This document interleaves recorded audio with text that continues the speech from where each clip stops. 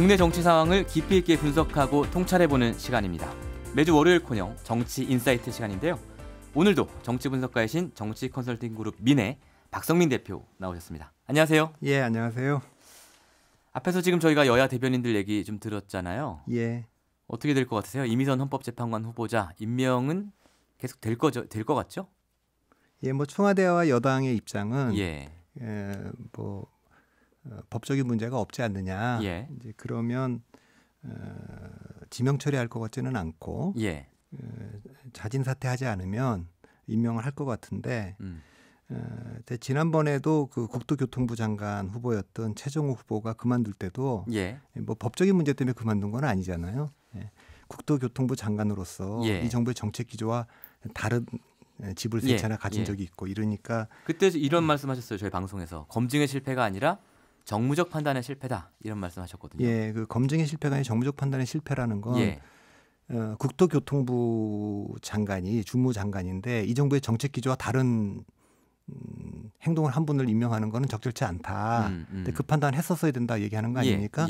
지금도 마찬가지예요. 지금 법적인 문제는 지금 야당에서 고발하겠다고 하고 뭐 그러니까 그건 그때 가서 이제 뭐 수사를 통해서 밝혀질 얘기지만 전에도 이제 헌법재판관 후보 중에 이유종 후보가 있었는데 그때도 그분이 이 주식 관련된 문제 가지고 결국은 이제 낙마를 했지 않습니까? 그리고 이제 기소까지 됐는데 이제 그런 이제 전례가 있다면 이번에도 이 40대 여성 이분을 헌법재판관 후보로 이제 추천할 때는 이 주식 문제에 관해서는 좀 더 정밀하게 판단했었어야 되는 건데 그런 점에서 이거는 뭐 검증의 실패라기보다는 그 이전에 정무적 판단의 실패 아니냐 그렇게 보는 거죠. 근데 이유정 후보 같은 경우는 그 뒤에 이 미공개 정보를 활용한 그 주식 매매 때문에 이제 기소까지 간 상황이고요. 이번 건은 내용으로 봤을 때 아까 이재정 대변인 얘기도 했지만 뭐 많은 주식 전문가들이 미공개 정보를 활용한 건 아닌 것 같다. 뭐 이런 입장이란 말이에요. 내용상 좀 다른 부분이 있어도 역시 그렇게 보이는 것만으로도 어떤 정무적 판단을 했어야 된다라고 보시는 건가요? 뭐 그럴 수 있었으면 좋았겠죠. 그러니까 이분이 어쨌든 이분을 그 헌법재판관 되는 게 굉장한 그 상징적 의미가 있다 하더라도 어떤 분야의 전문성이 있고 또 뭐 지방이라든가 뭐 연령이라든가 성이라든가 이런 걸 다 감안했을 때 의미가 상당하다라고 해도 지금 그 이 정부에 계속 던져지는 아무래도 서민을 위한 정부고 또 그렇게 됐기 때문에 좀 더 이제 민감한 공격들이 있을 수 있으니까 그래서 뭐 이제 뭐 야당의 모 의원은 이걸 또 소득주도 인사만 성공하고 있는 거 아니냐 이렇게 비아냥도 됐던데 그런 점에서 조금 더 신중했어야 되는 거 아닌가 하는 생각은 한다는 뜻입니다. 그렇군요. 그렇다면 이제 어떤 미공개 정보를 이용한 주식 거래 같은 불법 행위 혹은 재판과의 이해 충돌 문제가 없다 하더라도 35억 정도의 주식을 보유하고 있는 것만으로도 어떻게 보면 청와대가 정무적인 판단을 했어야 된다 이렇게 보시는 거예요? 아니 뭐 그거는 정말 이분의 자질이 뛰어나고 그러면 이 재산의 문제는 뭐 어떻게 보면 부차적인 문제일 수 있다고 좀 봅니다. 재산 자체는 그렇죠. 그런데 저는 오히려 이분이 이제 후보자로 이제 추천되고 나서 지명되고 나서 해명하는 과정에서 오히려 더 문제가 더 노출된 것 같아요. 어떤 문제요? 그러니까 해명과 토론과 검증과 청문은 다 다르잖아요. 그러니까 해명은 본인이 그냥 개인적으로 얘기를 하는 거예요. 자기 입장에서. 토론은 공방을 벌이는 거죠. 상대하고. 이게 뭐 선거에 나가면 뭐 여야 후보가 공방도 벌이고 뭐 맞짱 토론도 하고 그런 거 아닙니까?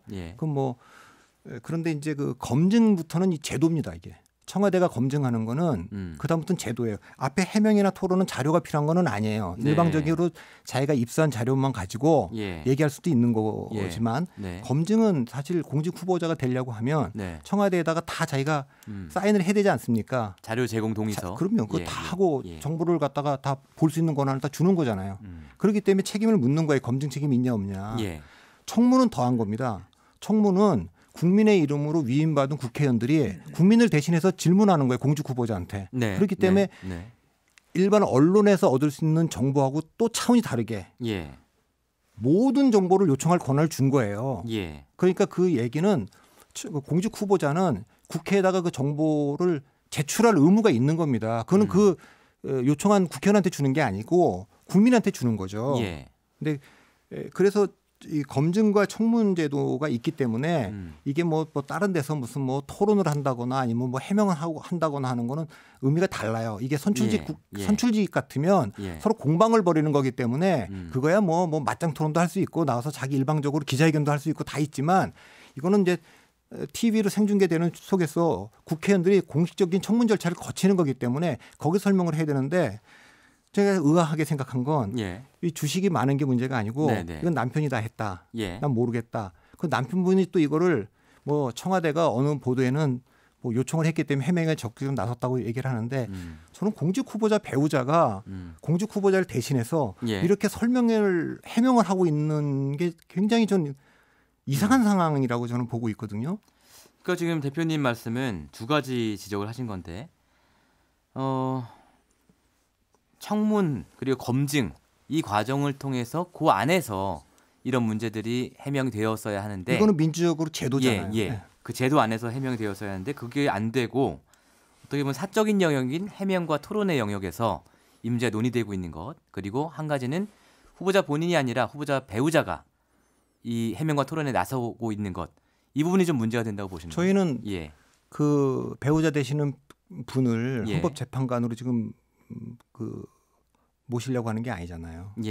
이미선 후보자를 지금 검증하고 있는 거지.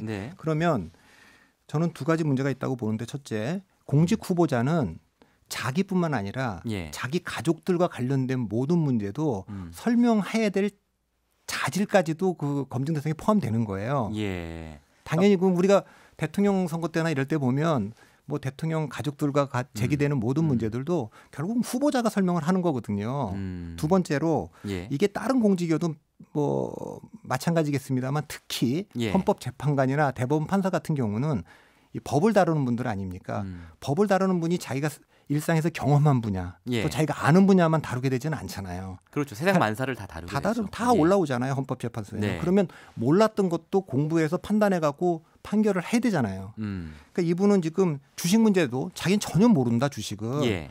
그렇게 설명할 게 아니라 이게 검증 과정에서부터 문제가 제기가 됐을 텐데 그러면 당연히 그 남편분한테 듣든 누구한테 다 듣든 그걸 충분히 이해해서 그 과정을 설명하는 건 청문 과정에서 후보자가 해야 될 일이에요. 그리고 판사 출신이니까 당연히 그렇게 했어야 되는데 이걸 남편 되시는 분이 지금 대신 설명하고 있는 건 민주주의라고 하는 그 제도의 틀 안에서 움직이고 있는 게 아니죠. 이거는.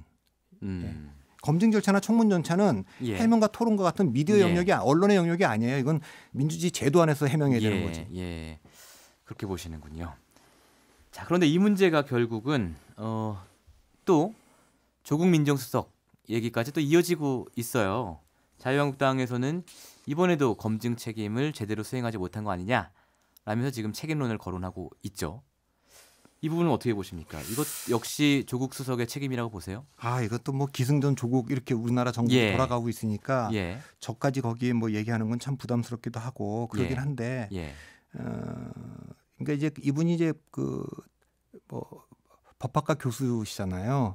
법조인이고 뭐 대통령도 법조인이시고 하니까 자꾸만 이게 뭐 리걸 마인드에서 이게 법적으로 문제가 없으면 뭐 문제가 없는 거 아니냐 이럴 수 있는데 약간 그 폴리티컬 마인드 입장에서 보면 옛날 이해창 후보라는 분 잘 아시죠? 대선 후보 2번을 했던 분. 이회창 후보. 그분도 이제 그 뭐 대법관 출신이고 하니까 그분도 이렇게 상당히 대응하는 과정에서 그 법적으로 내가 그 불법은 없었다 이런 얘기를 많이 했거든요. 맞아요. 근데 이제 그 국민 정서에 이제 맞지 않은 것 때문에 그분이 이제 굉장히 어려움을 겪지 않았습니까? 그러니까 청와대라고 하는 거는 기본적으로 이게 그 법적인 판단도 중요하지만 정무적 판단도 굉장히 중요하거든요. 그래서 그 전에 그런 그 유사한 사례가 있었기 때문에 이 부분을 굳이 이렇게 또 논란이 될 가능성이 있었던 거를 차단하지 못했던 그런 이제 정무적 판단에 대한 아쉬움이 남는다 그런 지적을 하는 거죠. 자, 그런데 그 전수환 대법관이 그런 얘기를 썼더라고요. 그 지금 국민의 눈높이를 계속 얘기하는데 이 눈높이가 정말 국민으로부터 나온 거 맞냐? 뭐 이런 얘기 하던데 어떻게 보십니까? 이 정무적 판단이라는 게 사실 혹은 국민의 눈높이라는 게 죄송한 얘기가 될 수도 있지만 어떻게 보면 귀에 걸면 귀걸이고 코에 걸면 코걸이 같은 부분이 있잖아요. 그러니까 그걸 인정해요. 그러니까 이 문제와 관련돼서 법적으로 문제 없는 후보가 재산이 조금 많다는 이유로 후보자가 될 수 없느냐. 그리고 이분이 지명될 땐 이유가 분명히 있을 거예요. 어떤 특정 분야에 확실한 전문성이 있고 뭐 법관으로서는 훌륭한 평가를 받고 계시다고. 그렇게 하고 또 뭐 지방대 출신의 40대 여성에 여러 가지로 훌륭한 부분이 많이 있는 것 같아요. 그러니까 그렇게 지명됐을 텐데 그렇지만 우리가 뭐 이분이 또 뭐 아버지가 어떤 직업을 가졌다라거나 또 뭐 이렇게 약간 감성적이거나 본질적이지 않은 것으로 접근하는 건 제가 동의하지 않아요. 제가 지금 의문을 갖는 거는 청와대는 국민이 위임한 검증의 절차를 정확하게 수행했느냐.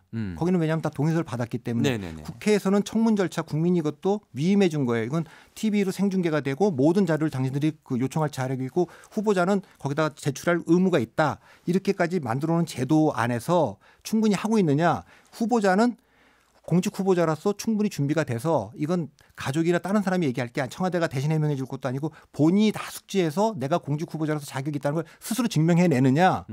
스스로 증명해내야 되거든요. 누가 얘기해서 되는 게 아니라. 그러면서 우리가 선수들이 그런 얘기 많이 하잖아요. 뭐 감독이 신뢰하지 않는데 스스로 증명해냈다. 뭐 이런 얘기를 많이 하잖아요. 결국 그 사람의 자질은 청문 장소에서 국민들이 보는 앞에서 스스로 자격이 있음을 증명해냈어야 되는데 그 점에서 헌법재판관으로 미흡한 해명을 했다는 게 더 전 심각한 문제라고 보는 겁니다. 알겠습니다. 그런 면에서 이제 조국 수석의 책임도 피할 수 없다라는 취지이신 것 같은데 자 그런데 말이죠. 지금 부산의 조국 차출론 이런 것도 나와 있어요. 이걸 제기하신 분이 전재수 의원인데 이분이 이를테면 청 잘 알로 통하는 분이거든요. 청와대를 굉장히 잘 안다. 청와대 내부 분위기를 잘 안다. 자 그렇다면 그 조국 수석이 어쨌든 총선에서 역할을 해야 된다는 것 이 부분에 대해서 청와대도 이미 어느 정도 공감대가 있다 이렇게 봐야 되는 거 아니겠습니까? 글쎄 그건 제가 유추해서 지금 할 수는 없고 그런 차원에서 좀 조국을 지키려고 하는 거 아니냐 이런 분석이 나오고 있으니까요. 그건 뭐 지키는 게 아니라 더 위험에 빠뜨리는 일 아닙니까? 그러니까 대한민국의 민정수석은 뭐 어쨌든 국민들이 보기에 저기는 굉장히 공정하고 중립적이고 뭐 이래야 된다고 생각하는 자리죠. 다른 자리들도 그렇지만 공직이 특히 뭐 청와대는 그래야 된다고 생각하는데 이게 뭐 특정 정당에서 특정 지역에 나왔더라. 제가 예를 들어서 박근혜 정부의 우병우 수석이 민정수석인데 새누리당에서 이번에 경북 지역에서 우병우 수석을 우리가 영입 1순위로 지금 생각하고 있다. 그럼 뭐 야당에서 가만히 있었겠습니까? 그건 뭐 뒤집어서 보면 이제 그거는 설명이 될 거라고 봅니다. 그러니까 지금 안 그래도 모든 게 조국 수석한테로 정치적인 타겟이 집중되고 있고 정치적으로 해석되고 있는데 본인은 뭐 그래서 이것 때문에 부담이 돼서 내 끝나면 난 학교로 돌아가려 그런다 이렇게 얘기를 했는데 옛날 노무현 대통령은 문재인 수석에 대해서 그랬잖아요. 계속 지켜주기 위해서 이분은 정치 사람 아니다. 정치 안 한다는 건 나 때문에 와서 이러고 있는데 이렇게 문재인 대통령과 민주당 사람들이 좀 이분을 좀 이분 끝나면 학교 갈 사람이다 무조건 이렇게 해야 되는데 지금 정치를 오히려 출마를 권유하고 그러면 청와대 분위기도 그런 것처럼 해석될 거 아닙니까? 대통령도 거기 동의하고 있는 것처럼 해석될 거 아닙니까? 적절하지 못하죠. 알겠습니다. 오늘은 청와대에 대한 컨설팅을 굉장히 세게 해주셨습니다. 다음 주에 뵙겠습니다. 감사합니다. 감사합니다. 지금까지 정치 분석가이신 정치 컨설팅 그룹 민의 박성민 대표였습니다. 평일 아침 7시 20분 시민보의 시선 집중.